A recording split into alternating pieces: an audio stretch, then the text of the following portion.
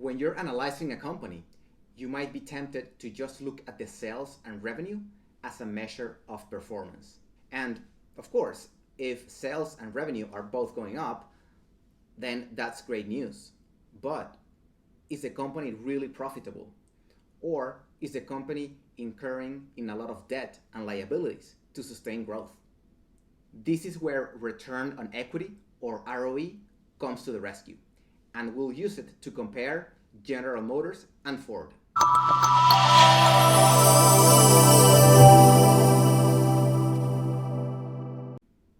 Hey guys, welcome to Individual Investor. My name is Victor, and today we'll talk about another financial ratio, return on equity, or ROE. Before looking at the formula for ROE, we need to understand first the concept of shareholders' equity. Shareholders' equity is what is left of the company if you were to remove all debt and liabilities from the total assets in the balance sheet. It's called shareholders' equity because this equity is what all investors are owners of.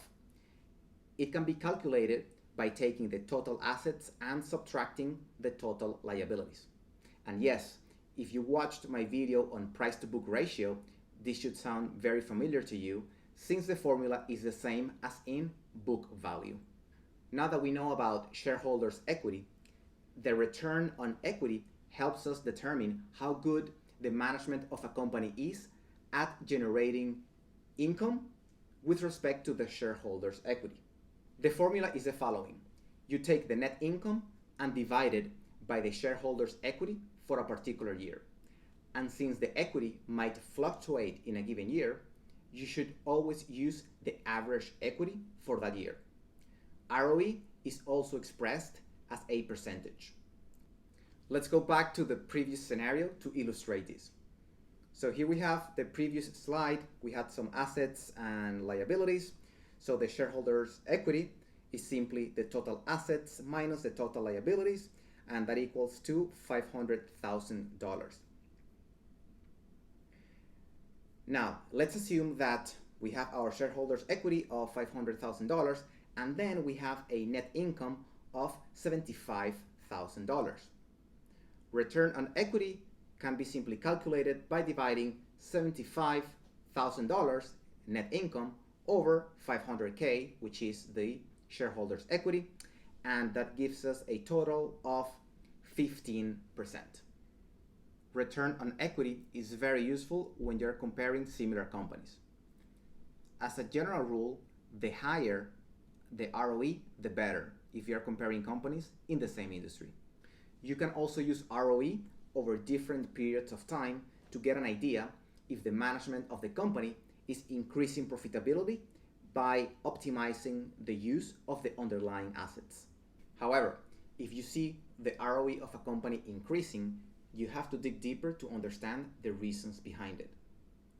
For example, if we revisit the formula, let's assume that the net income remains flat, but then the total liabilities go up. As you can see here, if the liabilities go up, this will cause the shareholders' equity to go down, which basically means that the denominator of the formula gets smaller, and this will show up as an increase in ROE. So always double check that the ROE is going up or down for the right reasons. Okay, let's get to work and analyze the ROE for General Motors and Ford. In this case, we're going to be looking at the ROE over the course of 3 years, 2018, 2019, and 2020. Okay, so I am here on Morningstar, and we're looking at the General Motors page.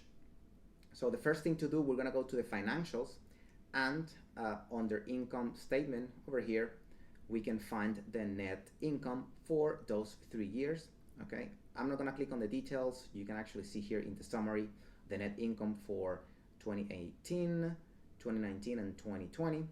Okay, and then if you click on balance sheet, we can find the other stuff that we need. So again, I'm going to look at the summary. I'm not going to click on the details this time. And here we have the total assets and total liabilities for 2018, 2019, and 2020. Okay, And also here we have the shareholders equity or the total equity for each of the years, which again should equal just total assets minus total liabilities for each year. Of course, we can compute ROE with the net income and the total equity as reported by Morningstar here. However, it won't be exactly the same number that the analysts from Morningstar calculate because again of these fluctuations in the average of the shareholder equity over the course of a year or multiple years. So in this case, to keep things more precise, we're going to be using the ROE as calculated by, in this case, the Morningstar analyst. So I'm going to click on operating performance. And here on their performance, remember ROE is a measure of performance. So we have here return on equity here on in the second position. And if we scroll to the right, yeah. So here we have return on equity for the years 2018, 2019, and 2020. Okay? So we have what we need. We have the net income, liabilities, total assets, equity, and ROE. To keep things simple, I've gone ahead and extracted all these figures for General Motors and for Ford already in advance, and I have them here organized in my Google Sheet. All right, so here we have all the figures as reported by Morningstar for ROE, net income, total assets, total liabilities, and shareholders equity. All right. So let's look at a few things here. If we first look at the ROE, just raw ROE for General Motors and for Ford, we can see that for 2018, 2019, and 2020, basically General Motors has a higher ROE. Okay, so now what are the reasons for having a higher ROE? That's when we can start looking into the underlying figures and see if they support that comparison, that fair comparison. So if we look at the net income, for example, between Ford and between General Motors and Ford, we can see that in terms of just pure net income, General Motors has higher income than Ford. Okay, it's pretty obvious, right? 7 billion versus 3, roughly, or 8, almost 8 versus 3.6, 6.58 versus almost 0.05 billion, and again 6.25 billion versus negative income actually. Okay, so we see that in terms of just pure income, General Motors has the upper hand. In terms of total assets and total liabilities, actually we can see here that well, we can skip that and just go straight to the shareholders equity, right? And we can see that the shareholders equity actually has been going up for General Motors. Okay, so again, the denominator for General Motors has been actually getting bigger, and in the case of Ford, the denominator for the ROE calculation has been getting smaller. Okay, so even with those changes, the ROE for General Motors is still a lot bigger. Okay, so we can see there's nothing funny going on with the shareholders equity or liabilities.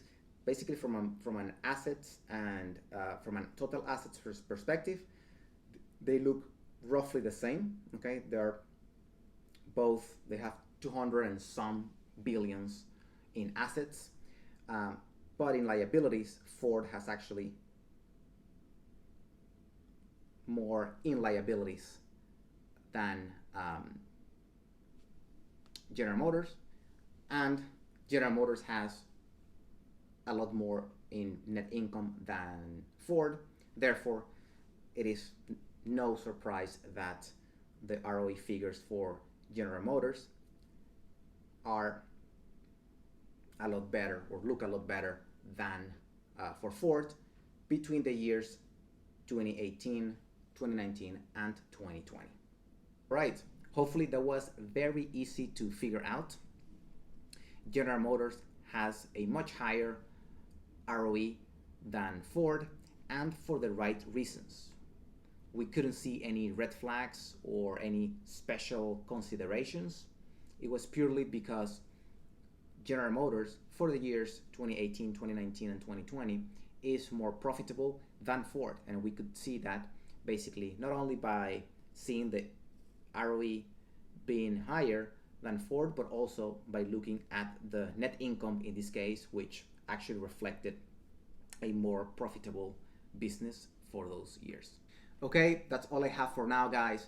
Thank you so much for joining. If you like this video, please don't forget to like and subscribe to my channel for more videos like this.